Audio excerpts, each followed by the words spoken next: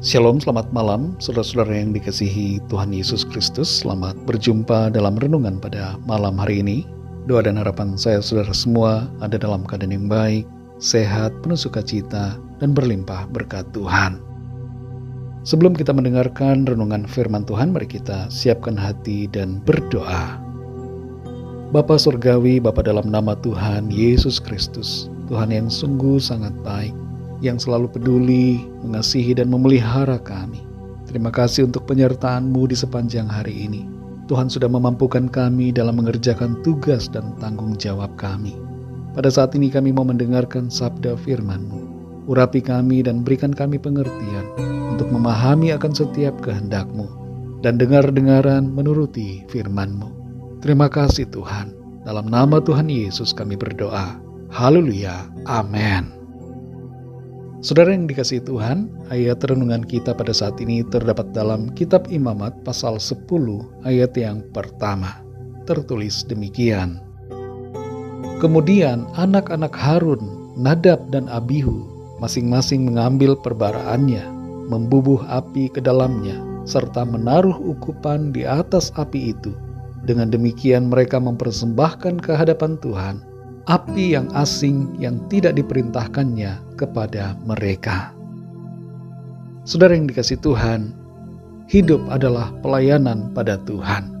Sekalipun kita bekerja di kantor atau berbisnis, berusaha, itu semua adalah pelayanan kepada Tuhan.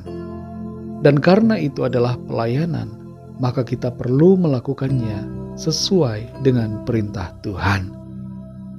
Kembali kita membaca dalam Imamat 10 ayat 1 ini dikatakan, kemudian anak-anak Harun, Nadab dan Abihu, masing-masing mengambil perbaraannya, membubuh api ke dalamnya, serta menaruh ukupan di atas api itu.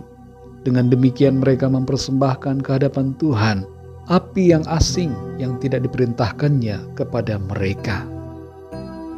Kematian Nadab dan Abihu kelihatan sebagai hukuman yang begitu keras, dan muncul pertanyaan mengapa Tuhan langsung menghukum mati mereka. Tapi kita perlu mengerti saudara bahwa pelayanan kepada Tuhan di kemah suci begitu kudus, dan kehidupan sebagai umat Tuhan, Tuhan ingin kudus, sempurna di hadapannya. Tuhan telah menetapkan aturan-aturan dalam pelayanan dan dalam berbagai aspek kehidupan yang harus mereka ikuti. Kesalahan sedikit saja menjadi tidak berkenan di hadapan Tuhan. Tuhan itu sempurna, dan Ia mau agar para imam dan juga semua umatnya taat dalam melayaninya. Kita bersyukur saudara karena kita memiliki kasih karunia di dalam Tuhan. Oleh kuasa darahnya kita ditebus dan diselamatkan. Kita diberikan pembebasan dari yang seharusnya mati dalam dosa, binasa dalam kekekalan, mengalami anugerah, kehidupan, pengampunan, dan keselamatan. Walaupun saat ini kita hidup dalam anugerah dan kasih karunia di dalam Tuhan Yesus, kita perlu hidup selaras dan seturut dengan kehendak Tuhan. Jangan hidup menuruti keinginan dan pemikiran kita sendiri, tapi ikuti apa yang jadi maunya Tuhan. Ada beberapa pelajaran yang kita dapatkan dari peristiwa dalam ayat ini. Yang pertama adalah jangan sombong dan memandang enteng. Nadab dan Abihu baru saja dilantik dan diurapi menjadi imam.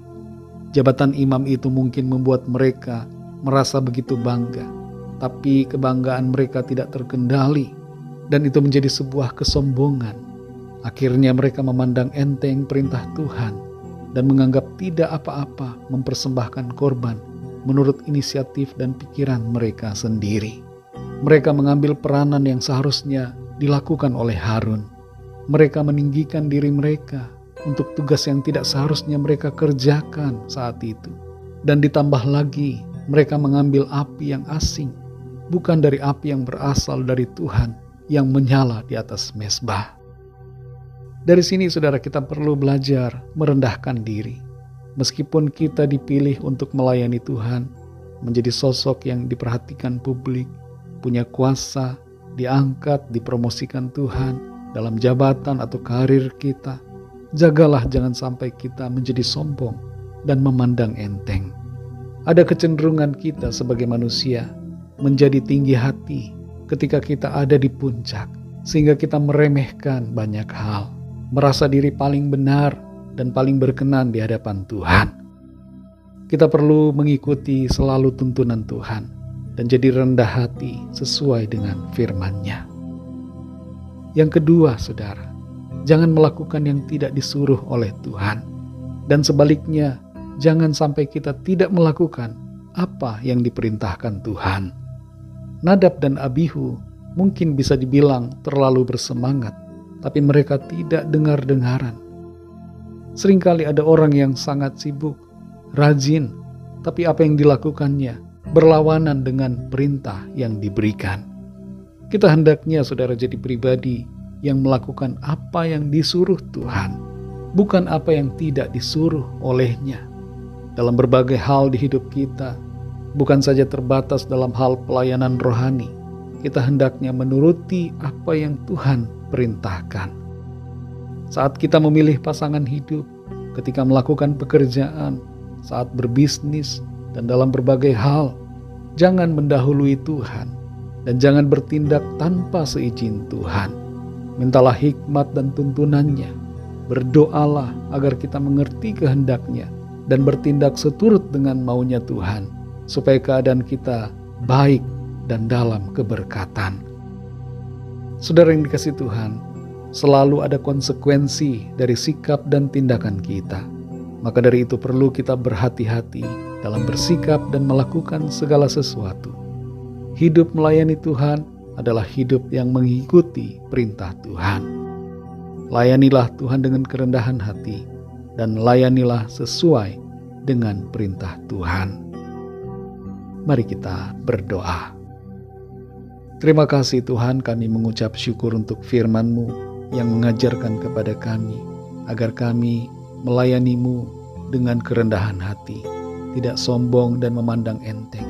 Ketika kami diangkat, diberikan kepercayaan, kekuasaan, kami mau menyadari bahwa itu semua adalah karena anugerah Tuhan.